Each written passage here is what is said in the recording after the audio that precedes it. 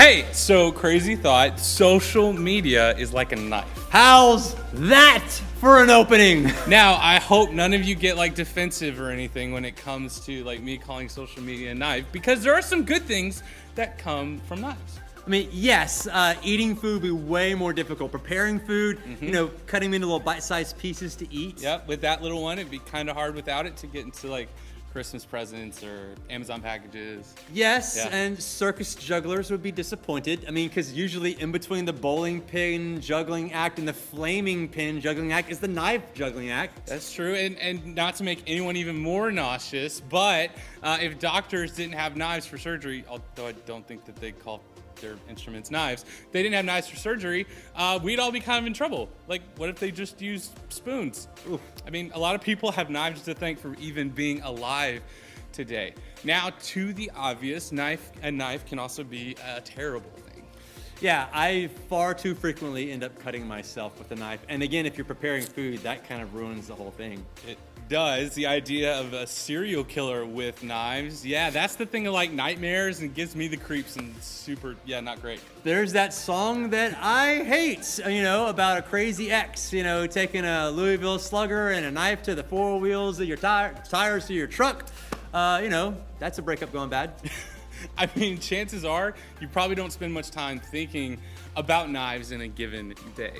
And stick with me here, social media is kind of the same way. It's not something that you just think about all the time.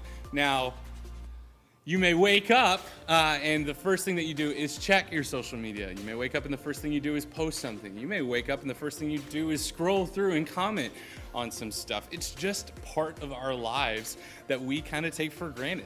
And like a knife, it can be awesome, or we can get a little too careless and really mess up your day. Austin, I think that we probably think about knives too much, maybe more than the average person. What you're talking I know. And honestly, if we think about it, especially the videos that we're about to watch, maybe like social media, we should spend some more time thinking about sharp objects. Want to take a look? Yeah, sure. Let's do it.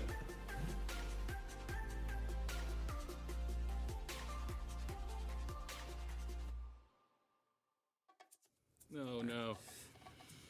It's always a good start. No, it's not going to be. Oh, it's okay. Just.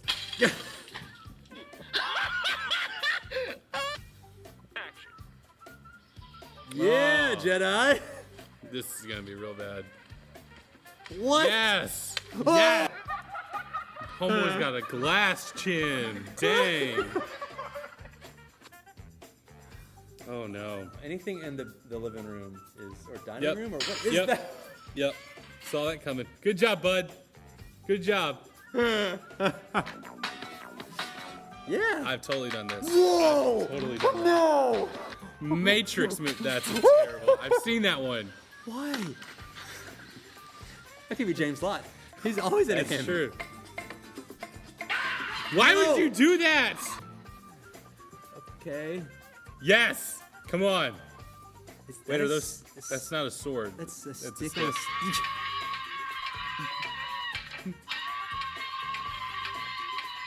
That's how I feel about quarantine. Oh, what's this? Is nice. Ooh. So like everyone caught it, right? Just like no, don't do that. That's so dangerous. Yeah. Why would you? Okay. Guys demonstrating his magic ninja skills. Ninja skills. What is Brilliant. that? What is that? It's your Cadbury egg, bro. Oh, this is a TikTok right here. TikTok gone wrong. Or Vine, you know. No. The face of I'm so screwed up. Yes. Bear. Oh yeah. Oh. I've seen these hardly ever go. Oh, okay, all right. That is stole. Man, that went backwards. Oh, don't do this. Pepsi's never a good idea. In your face. Whoa! Bro, Slow mo. what did he have in there? Is it frozen? Oh, another one. Yes! Ceiling fan. He's a hole in the wall. ninja. Let's go. Whoa. Why did I feel bad? Yeah, what you Don't do? come in here. No. That's so No. dumb. Are you guys alright? No. No, they're no, not. Juggling act. What? Did it stick? Yes, he's a champ. It's slow mo. Oh Machetes. no. What is that? An avocado?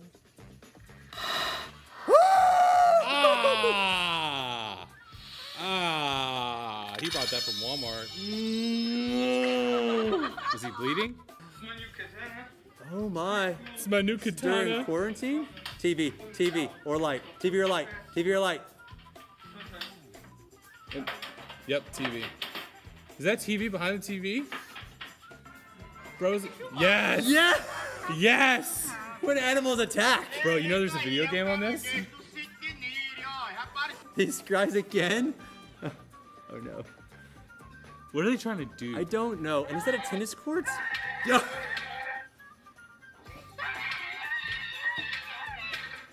Okay. No, I'm done. No, no more knives for today.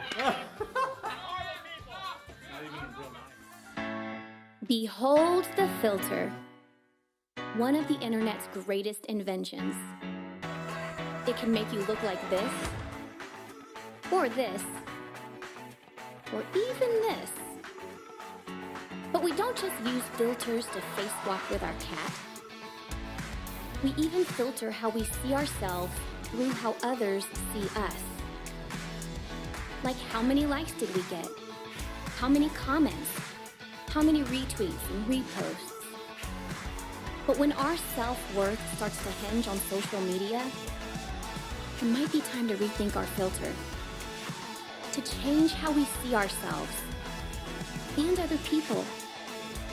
Because whether you're online or in the real world, some of the best parts of life happen with no filter.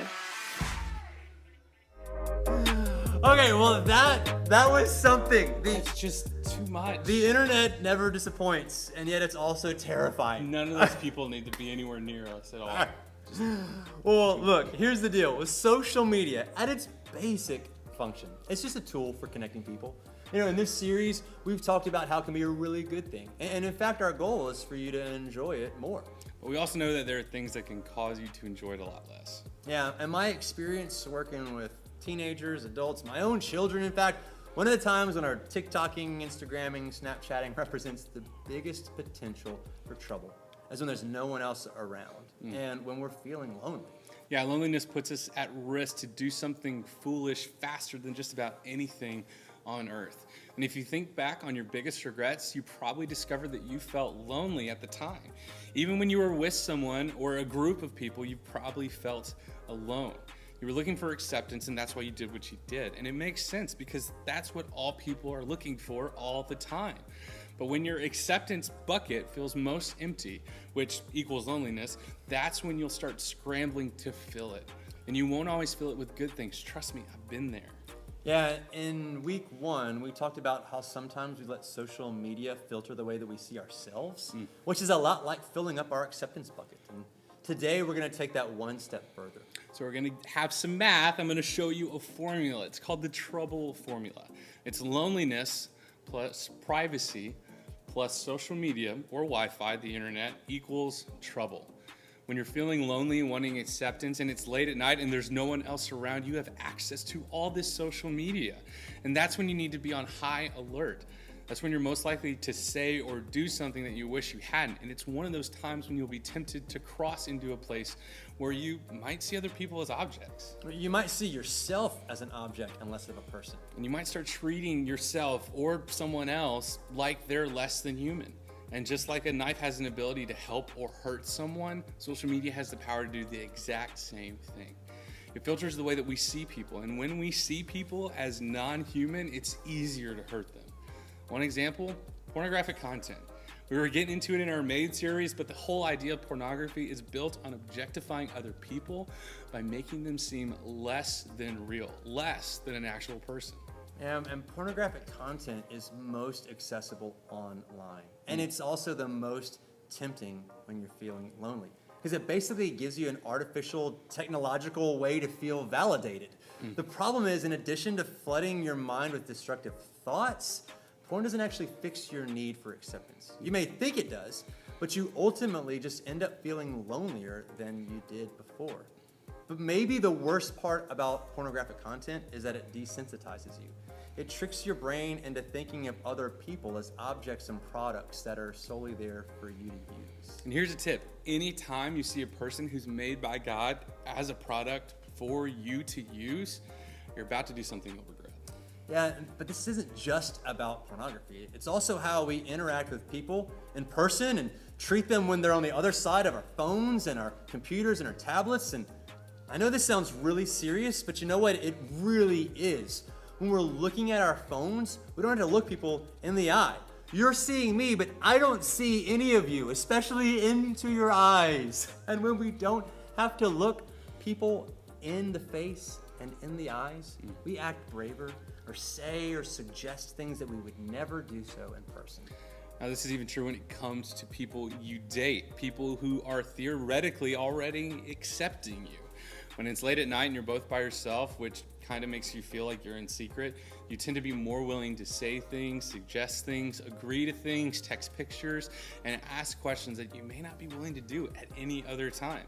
Your guard is down, your filter is gone, and bad choices usually follow.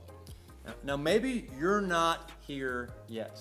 Maybe you haven't even started dating. Maybe you don't even have a phone. Maybe you don't even have some dramatic social media regret that you wish you hadn't posted. But like we said last week, social media, the internet, it's not going away. Which means learning about this now will only help you make wise decisions about what you're gonna do when you do date, or when you do have a phone, or when you do have whatever the next social media platform exists that everyone else is on. Now, it's not all doom and gloom here. The good part of this is you have an incredible opportunity to learn something that many people much older than you still haven't figured out yet. And if you embrace it now, not only can it help you avoid bad decisions in the future, it can also help you actually enjoy that crazy thing called social media. Now we're going to look at a passage in a book of the Bible called Proverbs.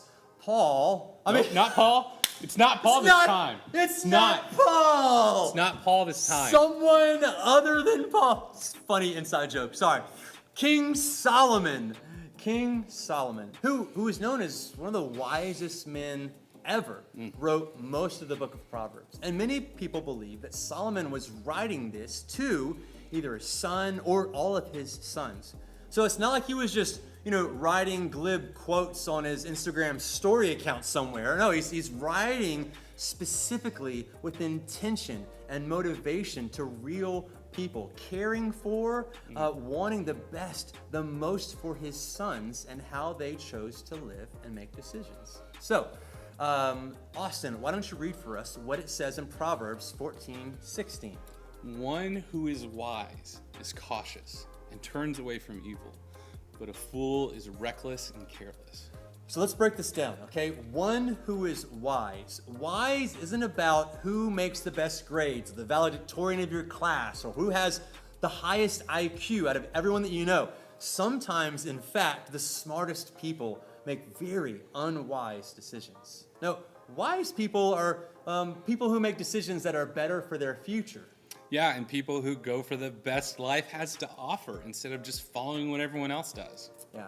Now, here's what he says too. He says, one who is wise is cautious. Now, cautious is defined as being careful to avoid potential problems or dangers. It doesn't mean you live a hermit, sheltered, quarantined, frightened life, holed away by yourself. It just means that you know how to look ahead and see where there could be potential trouble. Now, then Solomon turns to the fools. He's not just throwing shade here. He's specifically talking about people who are not wise. He calls them reckless. Have you ever heard of someone getting a ticket for reckless driving? One of the reasons these tickets exist is because we don't want people out there driving dangerously. The point isn't to make driving boring. The point is to prevent people from hurting other people. Yeah, and in fact, you might think it's fun, or will one day when you actually get a license in a car, to drive fast and maybe somewhat dangerous. But none of us want other people driving dangerously on the roads, not around us, not around our families, not around our friends. Here's where I think Solomon would try to say to us, even if it feels good in the moment, don't be reckless. Don't put yourself in a position to hurt other people. Yeah, he goes on to say, foolish people are careless. You ever said a careless thing to someone else? Have you ever made a careless mistake? In those moments, if you're like me, you often kick yourself and wonder, why didn't I just stop and think before I said or did that? Basically, careless decisions are careless with no stop and think before filter.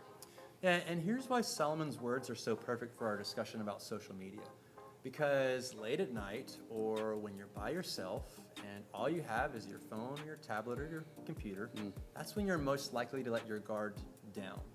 And when you feel lonely and you have privacy, that's when you're most prone to be reckless and careless. Okay, so you may be thinking, enough with the bad news. Tell me what I'm supposed to do with everything I just heard. So let's go back to the first part of that verse. The wise are cautious. Here's where I think we could potentially misapply this verse. It's even something that I've thought about and said to myself, okay, so I need to remember this for next time when I'm feeling not so great about myself, or I'm on the phone late at night. And I'll just keep this in mind for someday in the future when I'm tempted to do something or say something I shouldn't. But you don't want to try to remember in moments where your emotions are the highest and you're feeling the weakest. There's a way better approach. When it comes to social media, make up your mind ahead of time.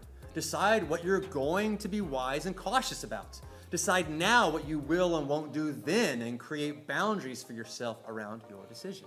Now remember, in a little bit earlier, we talked about the trouble formula.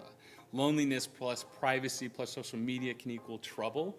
Well, here is the reverse of that. We're going to call it the triumph formula.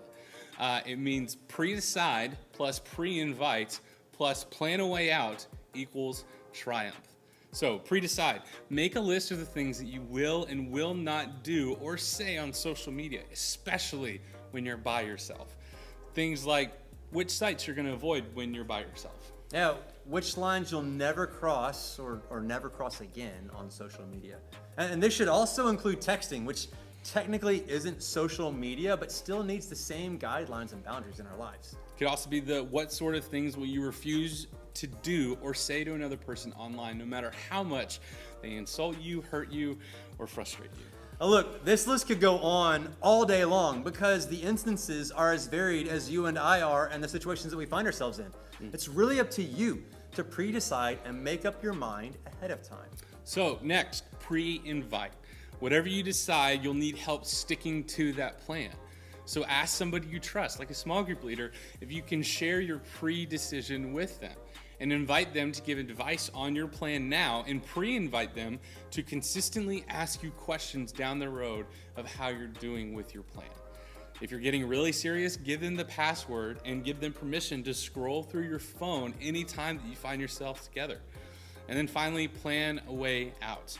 You always need an escape route, a safety hatch. You need to be able to have a handful of exits when you find yourself in a tough situation. For example, if you're tempted to cross a boundary, turn off your phone, put it on the kitchen table, then go back to your room and maybe play offline video games for a bit until you fall asleep.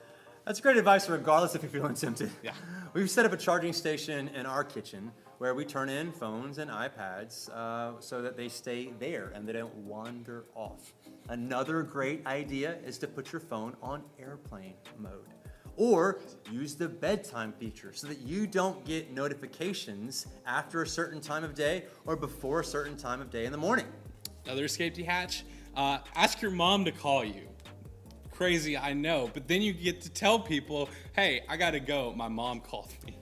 You know, or delete the app. I mean, That's a good one. it takes all of a few seconds to just delete an app. And don't worry, your pictures will still remain on Instagram if you reinstall it tomorrow. Snapchat will still work the next time you download it again in 10 minutes. It's this. It forces you to take a second and to think about what you're doing right now. So let's summarize that Triumph plan one more time. Let's pre-decide what we will and won't do. Let's pre-invite someone to ask you the tough questions. And then let's pre-plan a way so that you know how to escape the danger before you're in it. Now, when it comes to social media, make up your mind ahead of time. I want to encourage you with a prayer as we wrap this up together. Father God, this is not going anywhere, and yet we take for granted so much of what we do online and with our phones and with our tablets. God, when we take things for granted, it's really easy to slip into temptation or to slip into bad habits. And so I pray that you would impress upon these young people the significance and the importance around making a plan, taking that Triumph plan to heart, to making the most of it. That we would encourage one another, our friends, people in our small group, to be wise about our decisions. When we've crossed the line, we will be fast to run towards someone to ask for forgiveness and for accountability, that we wouldn't shelter ourselves away, we wouldn't retreat away, but we would bring it to the light. God, that we would thrive in an incredible community that you've given us. Father, I pray for each and every one of these young people. I pray for their time spent online. And I pray by the power of your Holy Spirit, they will be wise in the decisions that they make. And we pray. Amen.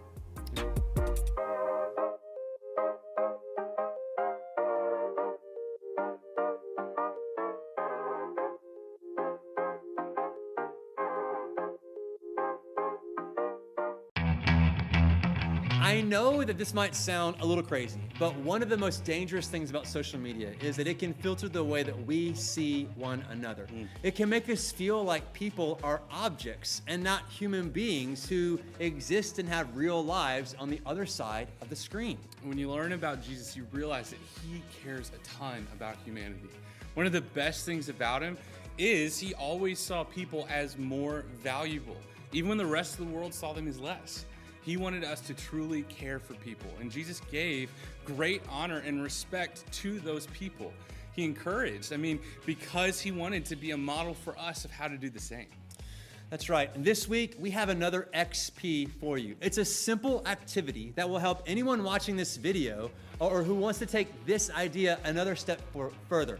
It's simply called Wills and Won'ts. And it's a PDF file we'll attach in the little description box below this video. Yeah, and we'll go over it this week in community groups. We'll send it out in an email and post it any way that we can online. We want you guys to have this resource. Please set yourself up to triumph by making up your mind ahead of time of what you're going to do online. And it's going to ask you to think about someone that you can share your decisions with, a friend, an adult, your small group leader, or even Connor and I. Please let us know how we can help. Now, this wraps up our No Filter series. What that means is next week is brand new. It's called Hello World, and it's how we're going to celebrate, recognize, and honor our graduating seniors. Everything's going to be different. It also means it's the first time that we get to see you in person. That's right.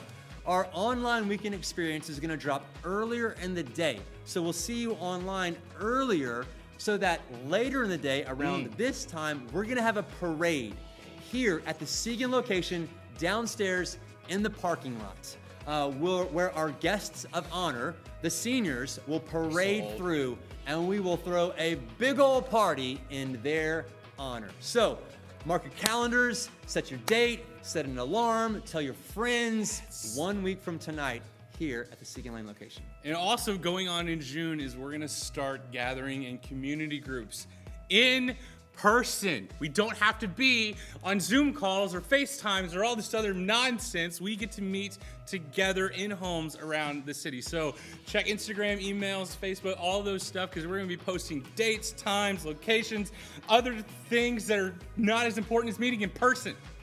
That's right. We'll see you back 1 week from tonight at a parade here.